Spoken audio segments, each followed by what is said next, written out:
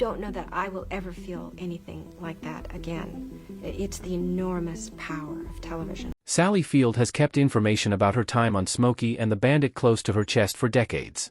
And now, finally, she's ready to spill it. While the cameras were rolling and the world was falling in love with the Bandit and Frog, something real was happening. Something complicated.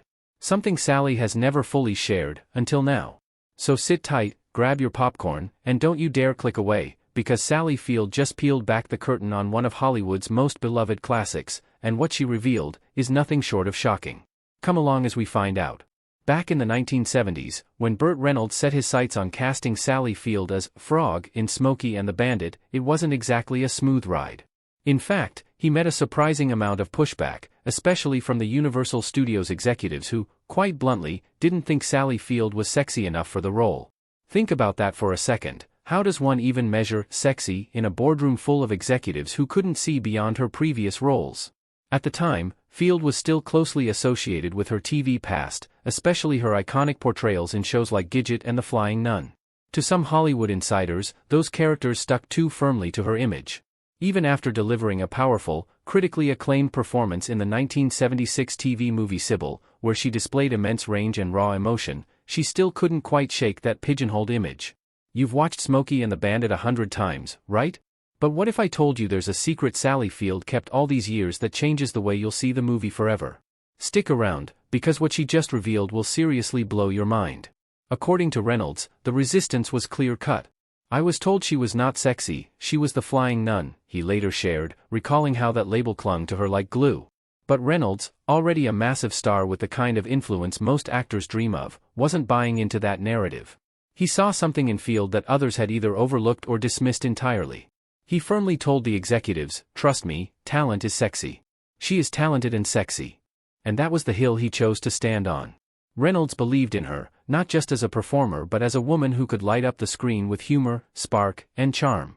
Now, how often do we see that kind of faith in Hollywood? Especially in a world that often prioritizes superficial appeal over genuine talent? For Field, the call from Reynolds offering her the role wasn't just unexpected, it was astonishing. Imagine sitting by your phone, feeling unsure about how the industry perceives you, and suddenly one of the biggest stars in the world personally reaches out to say, "I want you for this." That kind of validation? It's rare. And deeply powerful. But Field's decision to accept the role wasn't as impulsive as it might seem. She admitted later that there was barely a script to work with, virtually nothing. There was virtually no script. There was virtually no script, she repeated for emphasis in a 2018 interview, almost as if trying to wrap her own head around the leap she took. She thought the little material she had read was terrible. So why did she still say yes? Was it because of the chance to work with Reynolds? Was it career strategy? Was it gut instinct? Turns out, it was a bit of everything. Field openly explained that taking the role was, in many ways, a calculated move. She understood how perception shaped opportunities in Hollywood. If I play this character that Burt is supposed to think is attractive, maybe the world will think I'm attractive, and somebody else will hire me, she reasoned. It wasn't about vanity, it was about survival in an industry that didn't quite know what to do with her. Her agent also echoed that sentiment, insisting she needed a big film on her resume to keep her momentum going. And yet, even with that logical approach, there was still a small voice inside her that whispered warnings. Field worried that by doing a light, commercial film like Smokey and the Bandit, she might undo everything she had worked so hard for, especially after the artistic credibility she'd built from projects like Sybil. "I just thought it was the end of everything that I had worked so hard to achieve," she confessed. But sometimes, despite all the fears and doubts, you feel a pull, a need to jump. There's just a part of me that I respond to and go, "Okay, let's just jump off the cliff," she said. And that's exactly what she did. Sally Field was 30 years old when she took that leap in 1977. At that point, she stood on the edge of a transition, still tethered to her TV roots but ready to dive into something bigger. Smokey and the Bandit turned out to be that bridge. It was a massive hit, becoming the second highest-grossing film of the year. Suddenly, people didn't just see Sally Field as the girl from Gidget or The Flying Nun, they saw her as a vibrant, funny, lovable woman who could hold her own next to one of the biggest movie stars of the time. The chemistry between Field and Reynolds wasn't just good acting, it was real. The pair began a romantic relationship that lasted several years, from 1976 to 1980. They would go on to star in more films together, but that first one? It changed everything. Not just for the box office, not just for the fans, but for Sally herself. It helped shift the way she was seen, and maybe even the way she saw herself. Behind all the high-speed chases, witty one-liners, and roaring laughter of Smokey and the Bandit, there was something far less glamorous brewing behind the scenes, something chaotic, improvised, and in many ways, held together by sheer willpower, duct tape, and a couple of Trans Ams. One might assume a blockbuster hit like this came to life with a polished script, a hefty budget, and months of meticulous planning, right? Well, not exactly. In fact, what actually happened was almost the complete opposite. It all started not with a grand screenplay, but with scribbled notes on legal pads. That's how the idea began, rough, unfiltered, and a bit messy. But isn't that how the most iconic things often start? Director Hal Needham, once a stuntman himself, had this outrageous vision of a bootlegging road trip comedy that broke all the rules. And he wasn't interested in taking the usual route. Instead, he rallied a small team, borrowed some paper, and got to work sketching out what would become one of the most beloved and influential road films in American cinema. Yet even with the core concept in place, much of what made the film memorable didn't come from what was written, it came from what wasn't. According to Burt Reynolds, who played the charming outlaw Bandit, most of the movie's magic happened on the fly. When asked about the now famous diner scene between his character and Jackie Gleason's Sheriff Buford T. Justice, Reynolds admitted that it wasn't even planned. "We were sitting at lunch one day and realized that we didn't have any scenes where we were actually together," he said. Can you believe that? Two main characters in a cat and mouse chase across state lines hadn't even shared a frame. So they made it up on the spot. No script. No rehearsal. Just pure instinct, timing, and charisma. Jackie Gleason, known for his razor-sharp comedic timing, was given free rein to do what he did best, wing it. It's been said he improvised about 75% of his lines. One of those unscripted gems was when he demanded a Diablo sandwich and a Dr. Pepper. The line has become legendary, even though no one really knows what a Diablo sandwich actually is. But that was the thing about Smokey and the Bandit, it didn't need everything to make sense. It just needed to feel real, and real it certainly was. But creativity wasn't the only thing they were running on, they were also running on fumes financially. Just 2 days before filming kicked off, Universal Studios cut the budget by a staggering $1 million, slicing it from $5.3 million down to $4.3 million. And with Reynolds earning a cool $1 million himself, that left the production team with only $3.3 million to make an entire feature film filled with stunts, car chases, and action sequences. Let's pause for a moment. How on earth do you make a film of that scale with so little? Hal Needham and assistant director David Hamburger reportedly pulled a 30-hour marathon session just to rework the shooting schedule to accommodate the new reality. Certain scenes had to go, like the way station bit that got replaced with the now iconic motorcycle cop moment. In some strange twist of fate, though, the budget cuts also led to the creation of new scenes, including the unforgettable Foxy Lady gag. Funny how limitations can sometimes lead to more creativity, right? Another key moment that stuck with fans was when Bandit declared he needed to suck up a little go-go juice and put some groceries down / his chneck. It was playful trucker slang for refueling and grabbing food, and it added to the authenticity of the film's CB radio-heavy dialogue. That specific scene was shot on day 28 of the 42-day shoot, and yet, despite the ticking clock and mounting challenges, the cast and crew pressed on, capturing moments that would go down in movie history. And then there were the cars, yes, the Trans Ams. Pontiac provided only 4 Trans Ams for the entire shoot. 4. And by the time filming wrapped, 3 had been completely destroyed. The 4th one? It could barely move. And yet, they still managed to film one of the most jaw-dropping moments in the movie, the legendary bridge jump. To make it happen, they didn't just floor it, they actually strapped a booster rocket onto the car. The jump car wasn't your average showroom model, either. It had a 750 horsepower NASCAR engine and a manual transmission to give it the kind of thrust needed to make that jump on a short dirt road. On their first try, the car's left wheels fell off the trailer, sending it tumbling into a wreck. Most people would have called it a day, but not this team. The stuntman just dusted himself off and said, "Let's do it again." Talk about guts. When you peel back the curtain on Smokey and the Bandit, you find a story that's just as thrilling and unpredictable as the movie itself. It's a tale of a scrappy crew working with limited resources, little planning, and a whole lot of heart. And maybe, just maybe, that's what made the film so special. Because when people pour every bit of themselves into a project, improvising lines, rewriting schedules, blowing up cars, you can feel it. And it's that raw, unfiltered energy that still resonates with audiences decades later. That's why we're going deeper, peeling back the layers to uncover not just what made this film iconic, So keep watching, because what we're about to reveal will make you see Sally and Burt's relationship in a whole new light. From the moment Sally Field and Burt Reynolds met on the set of Smokey and the Bandit, something electric sparked between them. It was one of those moments you only see in movies, fitting, since that's exactly where it all began. According to Sally, there was an instant and intense attraction, the kind that didn't need to be spoken aloud, because it simply radiated between them. In her memoir, In Pieces, she opened up about how quickly that magnetic pull turned into something deeper. And Burt? He didn't hold back either. He made it clear, time and time again, in interviews long after their relationship had ended, that Sally wasn't just another co-star. He went so far as to call her the love of my life. Who could ignore a declaration like that? Their on-screen chemistry wasn't just good acting, it was real, raw, and undeniable. Audiences felt it. You could see it in every glance, every playful exchange, every pause that lingered just a second too long. But what people didn't see was what went on once the cameras stopped rolling. Because as bright and dazzling as their connection was in public, behind the scenes, their love story was far more complicated. Sally described Burt as complicated, a man who could be charismatic and warm one minute, and controlling and distant the next. She spoke candidly about how he tried to shape her, saying he seemed determined to mold her into the woman he imagined she should be, rather than embracing the woman she already was. And isn't that something many people can relate to, being loved for the idea of who you might become rather than who you truly are? Their romance, which lasted from 1976 to 1982, wasn't some whirlwind fling. It was a slow burn, passionate, intense, and sometimes painful. Over those years, they didn't just share a personal bond, they shared a professional one, too, starring together in 4 films. Working so closely, under the glare of the spotlight, only intensified the pressure. Sally has reflected on how Burt's personal struggles added another layer of difficulty. He battled demons that not everyone could see, especially his issues with prescription medication.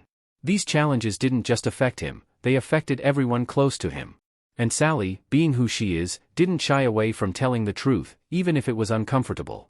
Was it all bad? No, of course not. There were moments of genuine love, laughter, and connection. After all, people don't call someone the love of their life for nothing. Burt adored her, that much was clear. And Sally, in her own way, cared deeply for him, even if she eventually realized that love wasn't enough to fix what was broken. What's perhaps most heartbreaking is the way time added even more weight to their story. Years later, Burt continued to speak about Sally with a sense of longing and regret, as though he knew he had missed out on something truly special. Meanwhile, Sally, with the clarity and strength that often comes with age, looked back not just with nostalgia, but with honesty. She wasn't afraid to speak her truth, to lay bare the reality of a love that was both beautiful and bruising. And isn't that what makes their story so compelling? That it wasn't perfect. It had cracks and sharp edges. That it was real. The part that still raises more questions is about to be answered. It's the moment everything fell apart, the moment they never spoke again after 1995. Stick around, because what really happened next might just leave you stunned. Why they never spoke again after 1995. In a series of reflections that left many fans with more questions than answers, Sally Field opened up about the long and complicated history she shared with Burt Reynolds, both on screen and off. According to Field, the final time they spoke was way back in 1995. After that, she said, the lines of communication between them went completely silent. Imagine that, two people who once shared not just the spotlight but also a romance that tabloids couldn't get enough of, never speaking again for over 2 decades. And when Reynolds passed away in 2018, many naturally assumed she would be there to pay her final respects. But Field shocked the public when she made it very clear that she chose not to attend his funeral. Why? She didn't dance around the truth. In interviews that followed his death, she said plainly, "There was a reason I didn't go." Just like that. No sugarcoating. Her words carried a quiet weight, one that suggested layers of emotional history that even the public hadn't been fully privy to. And if fans thought their romance had been all sparks and cinematic magic, Field dropped yet another unexpected truth bomb. Despite their real-life relationship, she confessed that their on-screen kisses didn't exactly set the screen, or her memory, on fire. "I don't remember our kisses being that fabulous," she admitted with a kind of disarming honesty that only comes from years of hindsight and hard-won self-awareness. Can you believe that? Hollywood's golden couple, remembered for their undeniable chemistry, and yet she says the kisses were just okay? It's the kind of statement that makes you do a double take, isn't it? But it doesn't stop there. In her memoir, Field peeled back the curtain even further, describing how their professional moments, especially during intimate scenes, were sometimes tinged with an imbalance of power. According to her, Reynolds had a strong need to be the star, and that dynamic didn't just fade when the cameras were rolling. It created a tension, a subtle but persistent pressure that made even the most romantic scenes feel less about connection and more about control. Doesn't that make you wonder just how often personal relationships in Hollywood are quietly shaped, or strained, by what happens when the director yells action? So while fans clung to the idea of Sally and Burt as the fairy tale couple who gave us Smokey and the Bandit magic, Sally herself painted a far more nuanced picture. A picture of a relationship that may have glowed on the surface but carried its own shadows behind the scenes. And perhaps that's what makes her revelation so compelling, not just the surprising details themselves, but the courage it takes to share them after decades of silence. What most fans never knew until now. In her revealing 2018 memoir, In Pieces, Sally Field opened up about something that most fans never really saw coming, her unexpected and deeply personal reason for agreeing to star in Smokey and the Bandit. While many assumed she took the role simply because it was a fun, action-packed comedy or a chance to work alongside the charismatic Burt Reynolds, the truth, as she later shared, was far more raw and emotional than anyone imagined. According to her, the decision wasn't rooted in excitement over the script or even about a burning desire to explore a new type of character. No, Sally was chasing something much deeper: validation. Sally confessed that at the time, her groundbreaking performance in Sybil was generating serious buzz. Critics were praising her acting as powerful and courageous, but there was an unfortunate caveat. She recalled people saying things like, "The work is extraordinary, but man, is Sally Field ugly." Can you imagine that? Pouring your heart into a role, bearing your soul on screen, only to be reduced to a comment about your looks? That's the kind of thing that sticks, and for Sally, it left a mark. She didn't mince words when reflecting on it either. She openly said she thought the Smokey and the Bandit script was, in her words, a piece of poop, and yet, she took the role anyway, not because it was a great piece of art, but because it was a calculated move. She figured, if she could convincingly play a character that the handsome and popular Burt Reynolds found attractive, then maybe, just maybe, the world would start to see her as attractive too. And maybe someone else would cast her in something, not because of her looks, but in spite of how people saw her.